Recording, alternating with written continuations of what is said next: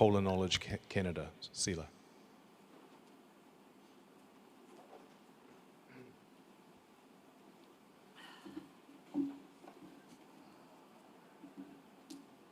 No clicker. Nakorme kilo nasi. Itorsi mayoit. Nakorsapunga tamaunga te taumigama.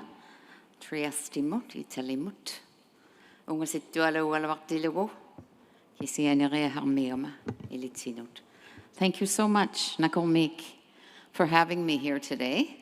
It's a far stretch from where I'm coming from, but I hope it will be worthwhile. It certainly has been in terms of the connections that have been made and so on. And of course, these issues that I have been working on for over 27 years now in trying to signal to the world the issues that we're dealing with and how important the Arctic and its people and its culture are extremely important to all of us. So thank you. I always like to start by saying that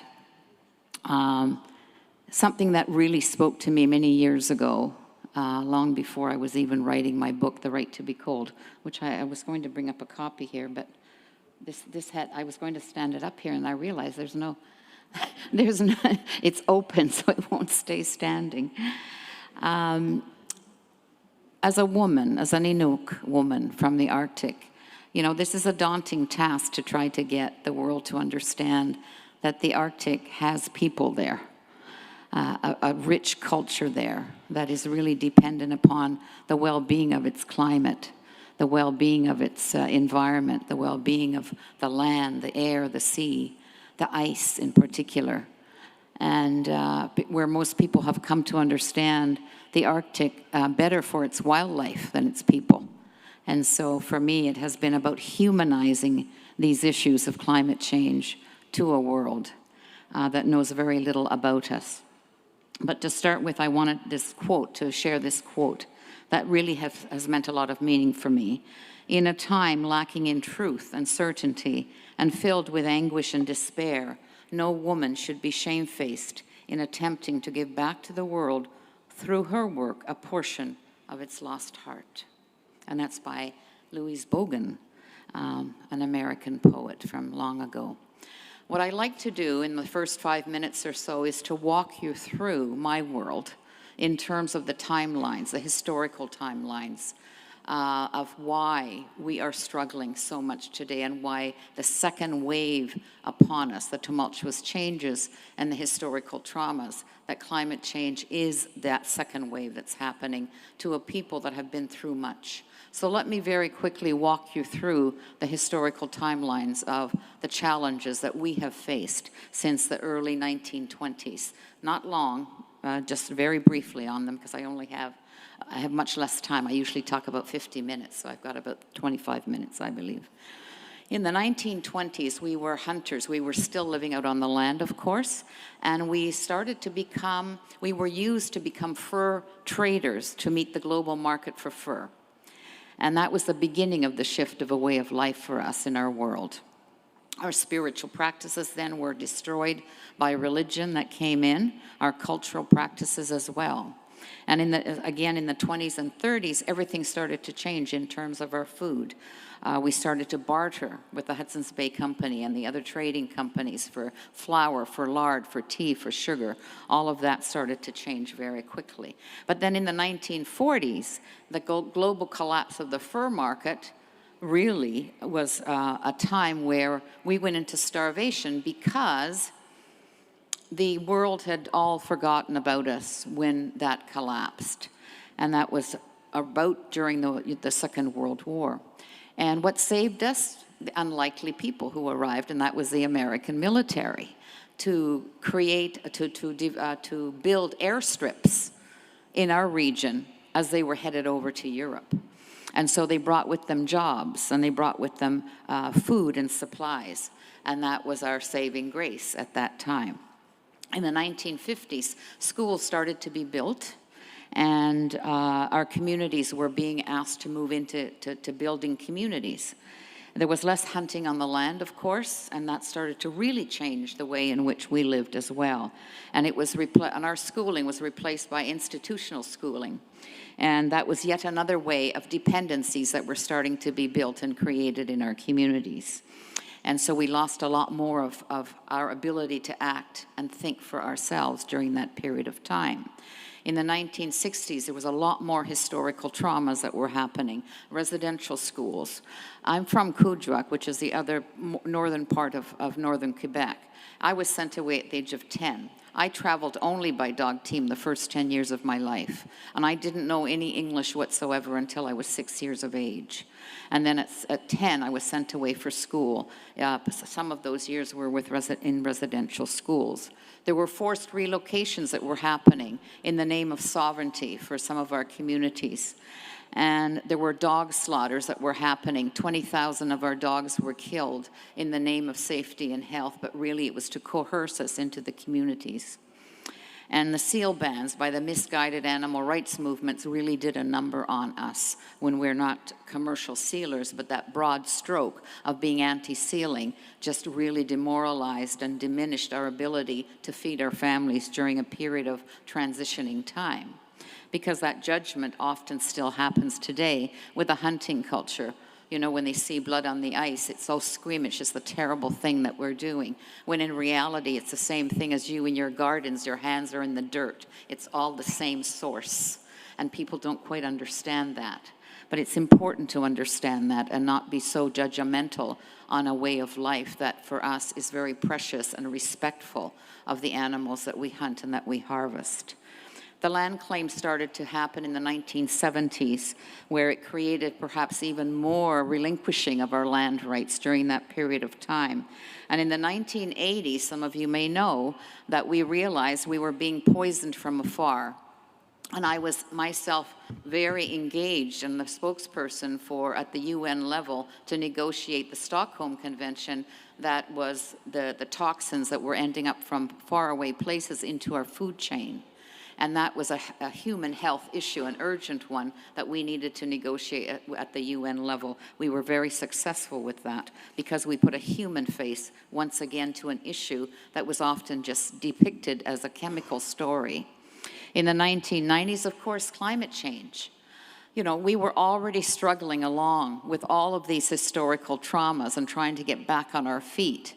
On solid ice, pun intended, and here comes a climate change once again, to really adding to the already stress challenges of our communities, the poverty, the poor health, the food insecurities, the addiction, the violence caused by all of these issues, the highest suicides in North America in our world.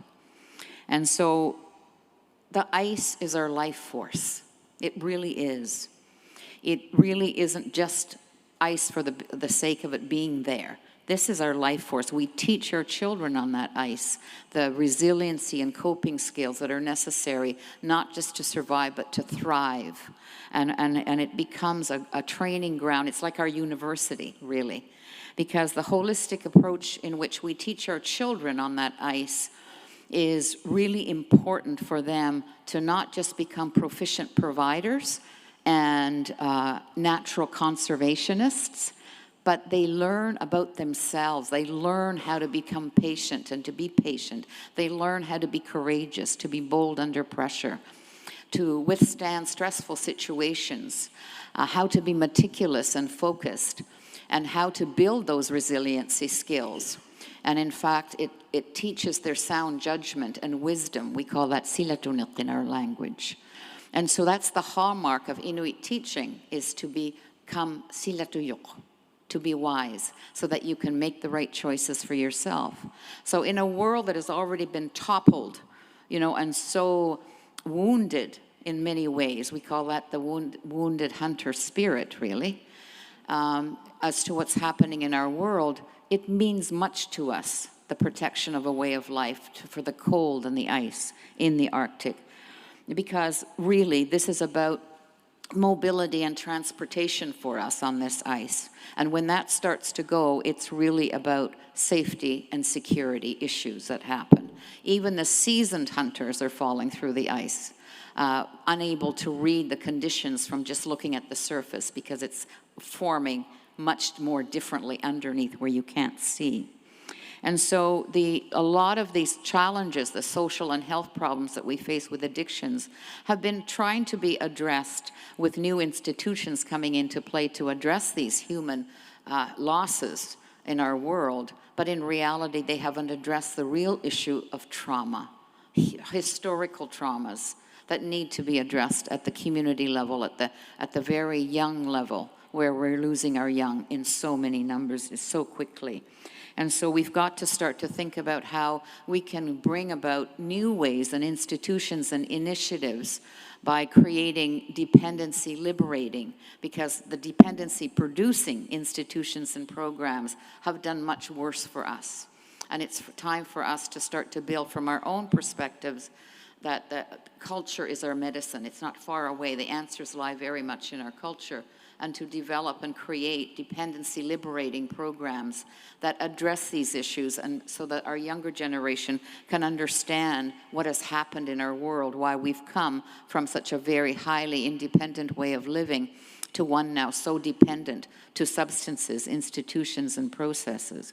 So it's a real human story I'm talking about here, that land and that ice that we depend upon has the solutions to what we need to do to build back the confidence and all of those things that are required for our children to become who they are meant to be and not take their lives in the numbers that they are already doing. So land and culture really offers the solutions to more than any institutions can. And culture is our medicine. And I would suggest that Indigenous knowledge, which is often dismissed, by the way, Franklin would have survived if he had listened to the Inuit of the Arctic. And when they were looking for his ship, if he had listened to the Inuit elders who said, it's over there, it's over there. They didn't listen, but yet that's another story. But just to mention that to you, how dismissive the outside world can be to the Indigenous knowledge that is just so ingenious and brilliant and have the ability to live and survive and thrive in the conditions that we have been in all our lives. So the Inuit holistic way of teaching, as I say, it's really about building the determination and resiliency of our children on that ice. That's our training ground. The nutritional value of our country. You know, people often say, well, why have you focused so much on your country food? It's more than nutritional value for us. It is cultural value. It is educational value. It is emotional value, the connection to identity. You cannot separate that or minimize that. It's really important.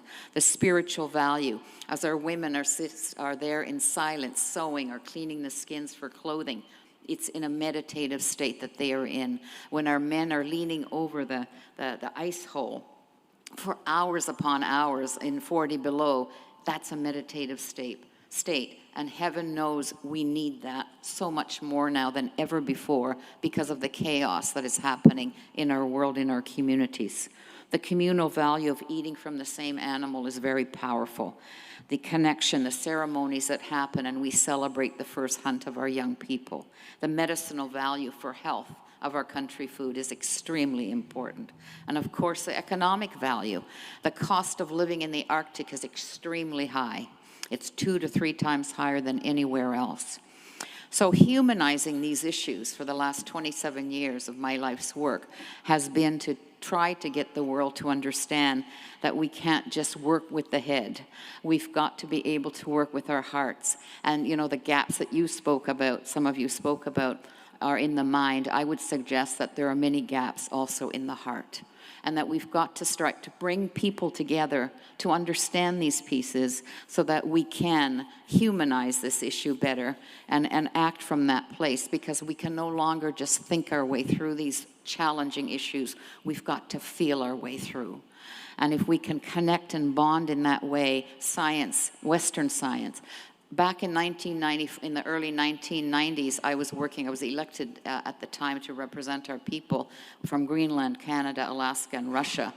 And I was first head of the Canadian branch, and then I became the chair of the 4 countries, you know, we worked very closely together with many scientists who then we worked on getting indigenous knowledge incorporated into that assessment, the Arctic Climate Impact Assessment, which is a very detailed, descriptive, and in-depth research that was done that married both Western and indigenous knowledge together. And many scientists felt that they learned a lot from our hunters as well, although in the beginning they thought, oh, what am I going to learn here? But it was really important to put those pieces together.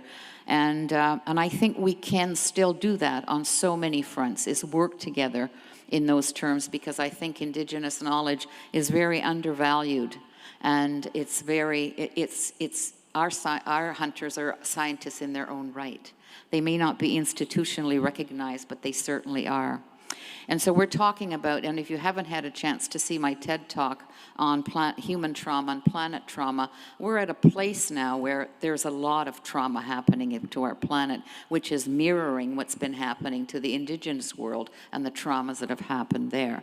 Because unsustainable ways really do cause irreparable damage to the atmosphere. And it's forcing the planet to react with the violent storms that we see today and the erratic events. And this is not unlike the child that's gone through trauma that has never been healing and never had the chance to heal with an effective coping mechanisms, that there's going to be self-destructive behavior that is inevitable. And that's what we see in our youth today who have not been helped. And that's what we see with our planet. Because we've not addressed it enough, that erratic behavior is happening. And so it will take time, there's no doubt, because this is where it's taken decades or hundreds of years really for that disconnect to be happening about and the knowledge of indigenous peoples of the world. But it will happen at the speed of empathy, and it will happen at the speed of trust. Meaning at the speed of empathy, the more people become empathetic and understand fully what the indigenous world is going through, then we can start to build those bridges, and that speed of trust will come to be. And then reconciliation will come to be in understanding those histories. And so speed of empathy, speed of trust. The pandemic is a time that has been trying to teach us, I think, a lot about what we have done to our planet. It's not about one country or one species of an animal, but what we've done to all of the habitat of all wildlife in the world today, and the injustices that was broken open by the pandemic of indigenous people and vulnerable people, including Black communities, is really a sign that we've had to do something very important to bridge those gaps that we have just, ignored for so long. So let's bring ourselves out of our heads and into our hearts more, connect with one another. Because in the last 27 years that I have been doing this work, I never thought in my wildest dreams that it would be a virus that would bring everything to a halt. And then in the cities, we saw many cities clear and animals surface where they have not been. I'm not suggesting CO2 went down. That will take a lot longer, as you know, as scientists, for any of that to change. But nonetheless, we got a glimpse that something can work, and that we can, if we can just move ourselves out of those unsustainable activities, that we can try to do something. I was on a panel with Tim Flannery, and I'm sure you all know him, from Australia, a great climatologist, during my book tour a few years back after my book came out in 2015. And he was after the panel, he was asked by an audience member, what is it about us in this world that is not taking urgent action to address climate change when the science is so strong? And I would add, corroborated by indigenous knowledge that are the ground truthers on the ground, that see and experience lived experiences of change, of trauma due to climate change. And when he was asked that question, what is lacking in us not to address this as urgently as we need to? And his response was, imagination. Imagine we can do things differently. Imagine that we can treat one another differently. Imagine that we can innovate differently. Imagine we can, there's so much to that word imagination. It isn't just dreams, but it's about moving in concrete ways. And I've been working a lot with foundations in Canada on developing healing through the land programs in our world, because I think that's what we need to bring back, is that, because we in the Arctic and Indigenous peoples protect what they love. And if we can all fall back in love with nature in the world today, I think we have a better chance, because they say it's nature deficit disorder that's causing the divides that we're faced with in this world today. So from human perspectives, yes, we've got to go back to that, and I think reimagine a new way forward that would allow for the economic values that we hold. We don't want to just be victims as Indigenous people. We want to be teachers of sustainability as well. And I think if we are given that chance, it would be wonderful. And I think the world needs to also develop conservation economies. In the Arctic, of all places, here we are the most impacted as a culture on our ice, on our way of life up there. And we're still buying into the influx of mining and oil and gas, because that's the only carrot that's being dangled in front of us. We could start to, and I think we will start to, explore the idea of conservation economies, where our hunters that are so undervalued can be hired to protect the lands, the waters, and be paid to do it. They've been through much with all the historical traumas. What a wonderful way it would be. I want to use this quote. I had an opportunity during COVID. If you can give me another 5 minutes or so, okay. During COVID, I was asked to do a virtual keynote address to 1,700 scientists from 37 countries, 1,200 from 37 countries, which was hosted by Portugal. That was a couple of years ago, smack in the middle of the pandemic. And I had seen this remarkable quote from one of your own, Gus Speth. You must know him. I've heard of him, an American scientist. And I said, I wonder if this would be fitting for this group, for me to use this quote. And I wonder if they would be open, because the pandemic, you see, did open many of us. It certainly did for me, to try to question even deeper, what are we doing? What more do we need to do together?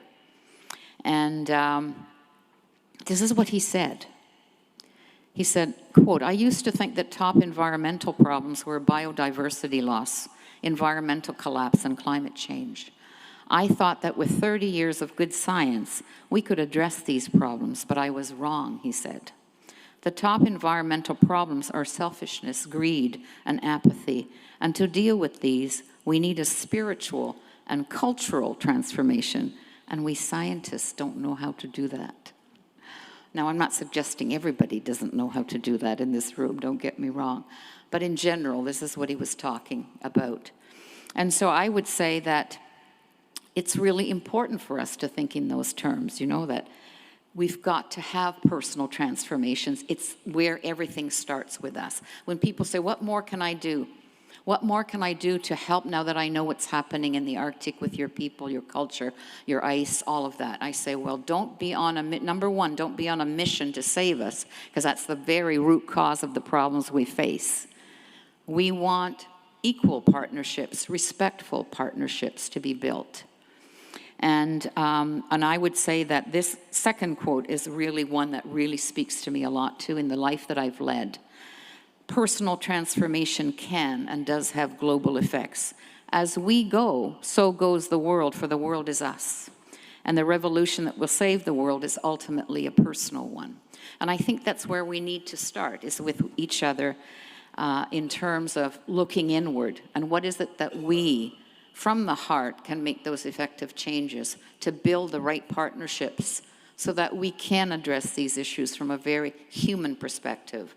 I launched the first human rights I launched the first legal petition to connect climate change to human rights back in 2005 to the Inter-American Commission on Human Rights. And because for us it is about that. It is our right to be Inuit as we know it. Our health, our education, our well-being, our homes, everything is being impacted up there, as it is in many parts of the world now. And I was busier than ever before the pandemic hit, because people's lives and livelihoods way south part of the world were being impacted, and they wanted to hear more about the Arctic connection. The Arctic is the cooling system. It is the air conditioner for the planet. It's breaking down, and it's creating havoc everywhere. And so if we can look up there, not just in terms of its ice, or Antarctica for that matter, but for the people that live in those areas, such as our wonderful friend, who spoke so well about the Maori people, and many others in those surrounding areas. If you can partner and communicate and connect, that would be wonderful. I want to just end with, someone asked me long ago, what does leadership mean to you? When I was teaching at Bowdoin College in the USA for that year. And I thought about that because I think we can all be leaders. You don't have to be a politically elected leader to make an impact. We are all leaders, no matter what we are, where we are, what we're doing. And this is my take on it. And it was just something that I felt was important to share. Leadership to me means never to lose sight of the fact that the issues at hand are so much bigger than oneself. And leadership is about working from a principled and ethical place within oneself. And it is to model authentically, genuinely for others a sense of calm, a sense of clarity, and a sense of focus. And leadership is to always, always check inwards to ensure that one is leading from a position of strength, not fear or victimhood, so one does not project your own limitations onto those you were modeling possibilities for. So thank you for this opportunity, all of you, for this long trek that I've taken. I think it has been worthwhile in meeting people, getting to know people as well, and to finally have the time to share some of my thoughts with you today. And if you have a moment, do look up my book. It's called The Right to Be Cold, one woman's story about protecting her way of life. And it's a memoir, but it does chronicle a lot of the ways in which I have worked with the world at the UN level with scientists and so on. So again, I'm grateful. I'm thankful for all of the work that you do as scientists, trying to piece all these things together, which is not an easy task.